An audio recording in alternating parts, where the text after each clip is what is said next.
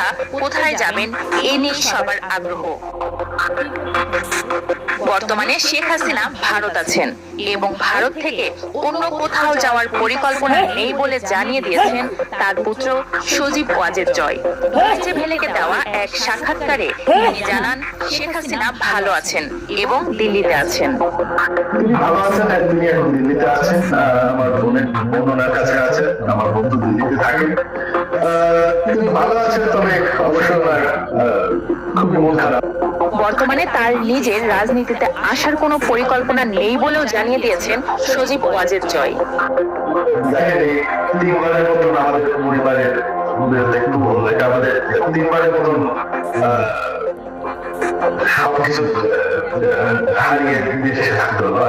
আমরা তো ধরেন আমি আর আমার সবাই বিদেশে অনেক বছর ধরে আছি, আমরা এখানে আমাদের এখানে জীবনে কোনো অসুবিধা